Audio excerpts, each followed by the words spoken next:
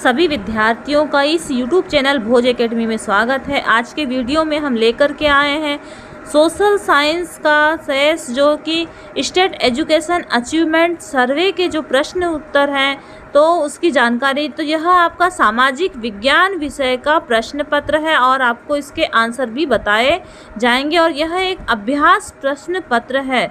तो देखिए, यह समग्र शिक्षा अभियान के तहत लागू किया हुआ प्रश्न है। तो देखिए, हम सबसे पहले इसका प्रश्न देखते हैं।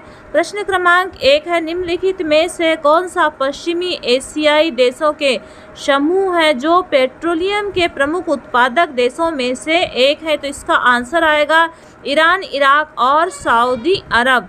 इसके बाद हम देखते हैं अगला प्रश्न है, निम्न में से कौन सा एक किसी स्थान की अक्षांशीय और देशांतरी स्थिति को दर्शाता है?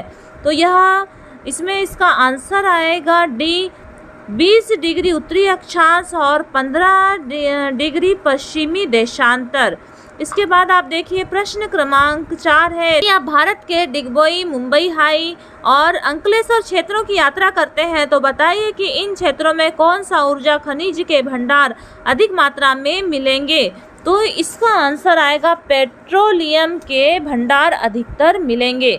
इसके बाद अगला प्रश्न है, एक विद्यार्थी को ग्लोब या मानचित्र पर कितने डिग्री का अंतराल लेने पर उत्तरी गोलार्ध में 6 बराबर दूरी पर अक्षांश वृत्त को बना सकेगा? तो इसका जो सही आंसर है, इसका आंसर है सी, जो कि 15 डिग्री का अंतराल लेने पर।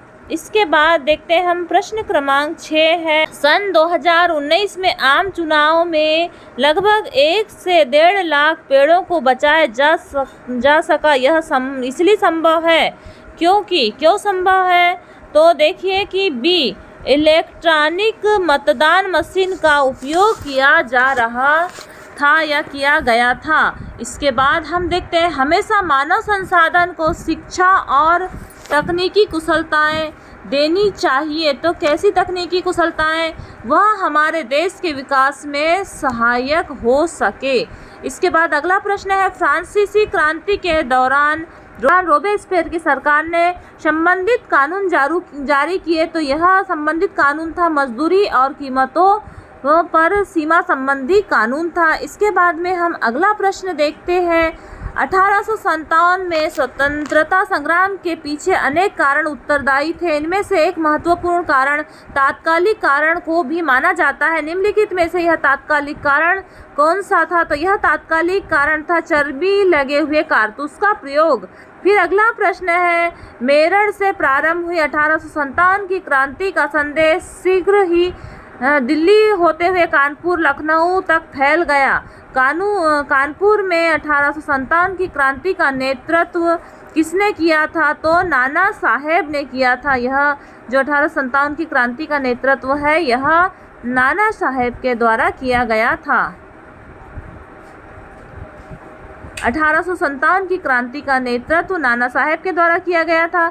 इसके बाद में हम प्रश्न देखते हैं। प्रश्न क्रमांक 11 है, स्वामी विवेकानंद आधुनिक समय से पहले भारतीय थे जिन्होंने विश्वव्यापी स्तर पर वेदांत दर्शन के आध्यात्मिक गौरव को पुनर्स्थापित किया। उन्होंने समाज सेवा और निस्वार्थ श्रम के जरिए मुक्ति के लक्ष्य पर जोर देने के उद्देश्य से खालिस्तान की स्थापना की। तो उन्होंने रामकृष्ण मिशन की स्थापना की थी। इसके बाद अगला प्रश्न है, नागरिक अपने मौलिक अधिकारों की रक्षा के लिए निम्नलिखित में से किस संस्था से संपर्क करते हैं? तो इसका आंसर आएगा न्यायपालिका से संपर्क करते हैं। इसके बाद यदि आप कक्षा में हैं और भूकंप आ जाता है तो खुद को बचाने के लिए आप तत्काल क्या कार्रवाई करेंगे? तो इसमें आएगा आप वहाँ जहाँ भी हो चुपचाप वहीं पर बैठ जाएंगे। इसके बाद अगला प्रश्न है, विधानसभा के चुनाव कराने के लिए राज्य के विभिन्न क्षेत्रों में विभाजित किए जाते हैं। यह क्षेत्र को क्या कहा जाता है? तो इस क्षेत्र को निर्वाचन क्षेत्र कहा जाता है। इसके बाद भारत में स्थानीय सरकारों द्वारा स्वच्छता क्यों प्रदान की जा रही है? तो देखिए इसका सही आंसर है स्थानीय सरकारों को स्वच्छता सेवा प्रदान करने के आदेश दिए गए हैं। निम्नलिखित में से कौन सा कार्य केवल सरकार द्वारा किया जाता है? तो रेलगाड़ियां चलाना यह सरकारी कार्य है। उसके बाद देखिए रिक्त स्थान में उचित शब्द भरें। तो 18वीं शताब्दी में कई समाज सुधारकों ने महसूस किया कि महिलाओं की स्थिति में सुधार के लिए लड़कियों के लिए खाली स्थान महत्वपूर्ण है। तो लड़कियों के लिए जो है शिक्षा महत्वपूर्ण है। इसके बाद में अगला प्रश्न आएगा, कारतूसों का काटना 1857 के विद्रोह का एक मुख्य कारण था, क्योंकि तो इससे हिंदुओं की भावनात्मक भावनाएं को आघात पहुंचता है। उसके बाद अगला प्रश्न है, सोनाली अपने घर से बाहर गार्डन एरिया के पास की मिट्टी देख रही है। वह सोच रही है कि मिट्टी कैसे बनती है। मृदा निर्माण के प्रमुख कारकों का चयन करें। तो मृदा निर्माण के प्रमुख कारक है मूल चट्टान और जलवायु कारक। इसके बाद अगला प्रश्न है, सुमित थोक में सब्जियां खरीदता है और उन्हें फेरी वालों और दुकानदारों को बेचता है। वह किस प्रकार का व्यापारी है? तो वह थोक का व्यापारी है। इसके बाद में हम देखते हैं अगला प्रश्न, मिताली एक एटलस में अपने शहर इंदौर का पता लगाना चाहती है। उसके लिए उसे उस जगह का खालिस्तान पता होना चाहिए। तो उस जगह का उसे अक्षांश और देशांतर रेखाएं पता होना चाहिए। यह रिपीट हुआ है यह प्रश्न। इसके बाद हम देखते हैं औद्योगिक क्रांति का भारत में किस प्रकार नकारात्मक प्रभाव पड़ा। तो औद्योगिक क्रांति का जो प्रभाव है, इससे कुटीर उद्योग समाप्त हो गए या कुटीर उद्योगों का पतन हुआ। फिर हम देखते हैं प्रश्न क्रमांक 22, 19वीं सदी में पूना में घर में रहकर शिक्षा प्राप्त करने वाली महिला ताराबाई शिंदे ने अपनी किस पुस्तक में पुरुषों और महिलाओं के बीच मौजूद सामाजिक तर्कों की आलोचना में यह बात कही थी? तो क्या औरतों को अपनी जिंदगी उतनी ही प्यारी नहीं होती जितनी कि तुम्हें तुम्हारी जिंदगी होती है? तो यह वह जो पुस्तक है स्त्री पुरुष की तुलना करने के लिए शिंदे ने लिखी थी। इसके बाद में हम देखते हैं ईस्ट इंडिया कंपनी भारत में प्रारंभिक उद्देश्य था। तो ईस्ट इंडिया कंपनी का जो प्रारंभिक उद्देश्य था अधिक से अधिक मुनाफा कमाना। इसके बाद में अफगानिस्तान के कंधार में भ्रमण के दौरान एक दल 2250 वर्ष पुराना एक अभिलेख मिला, जिससे प्राप्त जानकारी से ज्ञात हुआ कि यह अभिलेख अशोक के आदेशों से उत्तीर्ण कराया गया था। यह जो अभिलेख में प्रयुक्त लिपि है, तो इस अभिलेख में जो प्रयुक्त लिपि है वह है ब्राही लिपि। इसके बाद हम अगला प्रश्न देखते हैं। प्रश्न क्रमांक 25 है, हड़प्पा सभ्यता के नगरों से खुदाई के दौरान पुरातात्विकों को खूबसूरत बर्तन और गहने मिले, जिनको बालू या स्फटिक पत्थरों के चूर्ण को गोद में मिलाकर वस्तुएं बनाई जाती थी। इसके बाद उन पर चिकनी परत चढ़ाई जाती थी। यह पदार्थ किस नाम से जाना गया? तो यह पदार्थ जो है यह स्फटिक के नाम से जाना गया। इसके बाद अगला प्रश्न देखते हैं। औपनिवेशिक शासन के समय भारत में सन 1929 में बाल विवाह निषेध अधिनियम पारित किया गया। इस कानून के अनुसार लड़का और लड़की की न्यूनतम उम्र क्या थी? तो इसमें जो लड़के और लड़की की न्यूनतम उम्र थी 18 वर्ष से कम उम्र का लड़का और 16 वर्ष से कम उम्र की लड़की। इसके बाद हम देखते हैं प्रश्न क्रमांक 27। तो एक वयस्क नागरिक पोलिंग बूथ पर वोट डालने जाता है, तो कुछ दबंगों द्वारा उसे वोट डालने से रोक दिया जाता है। वह अपने मताधिकार का उपयोग नहीं कर पाता है। उक्त कृत्य एक वयस्क के लिए अधिकार का हनन है। तो यह जो उस राजनीतिक स्वतंत्रता का हनन है।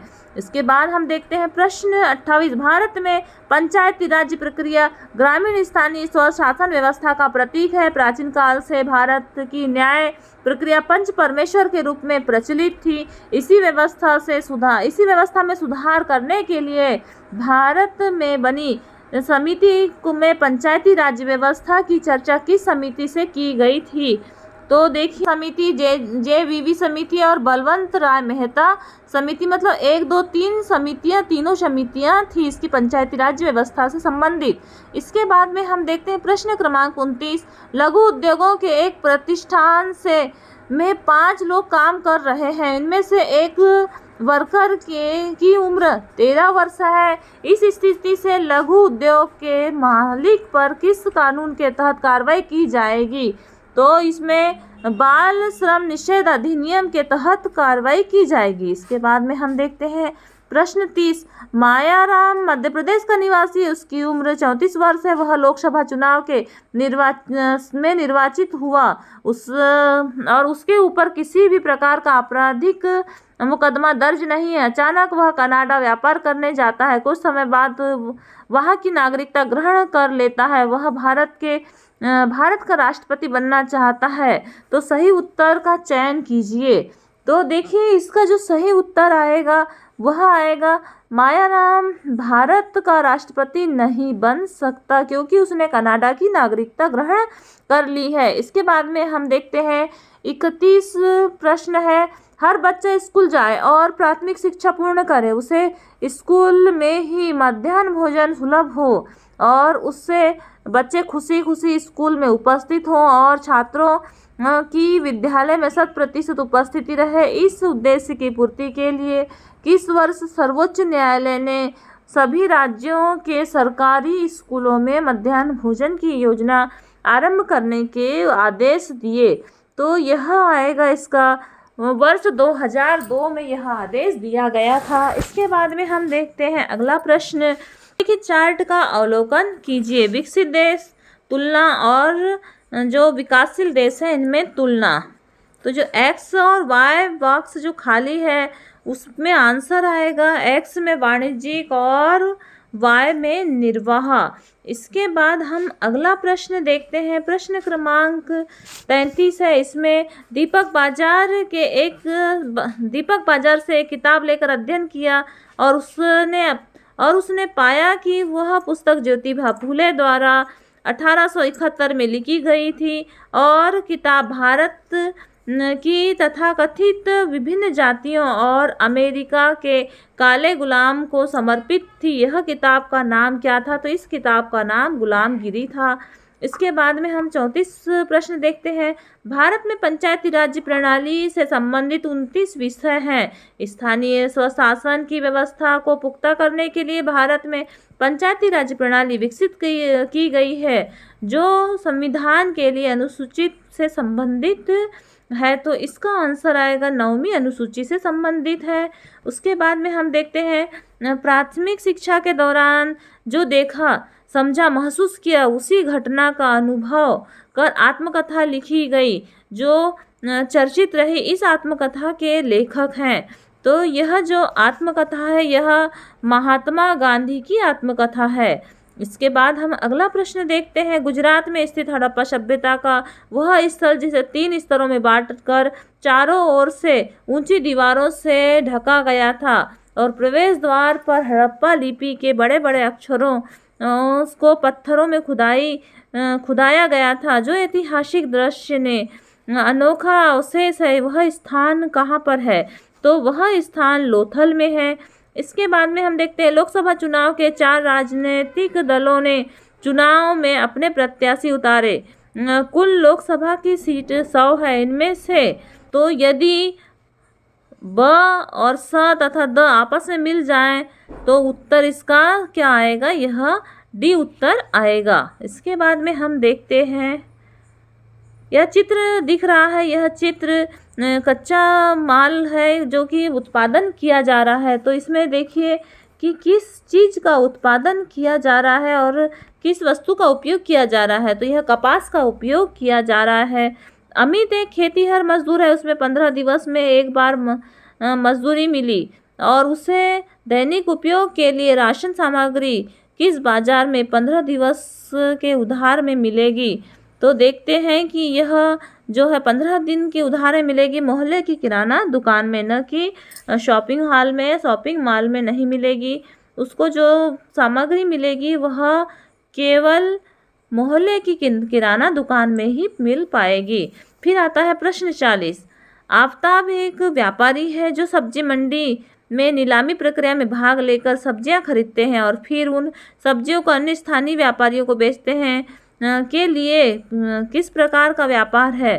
तो यह केवल थोक व्यापार है। थोक व्यापारी ही इस प्रकार के कार्य करते हैं। तो इस प्रकार से यह शेष का आपका सोशल साइंस का वीडियो हुआ। और इसी प्रकार से और भी अभ्यास प्रश्न पत्र जो कि आपको विज्ञान विषय का जो है उसे डाला जाएगा। तो लगातार वीडियो को प्राप्त कीजिए और आप यदि इस चैनल में नए हैं तो चैनल को सब्सक्राइब करें और वीडियो को अधिक से अधिक छात्र छात्राओं तक शेयर करें ताकि सोशल साइंस की और भी जानकारियाँ आप तक पहुँच सके। धन्यवाद।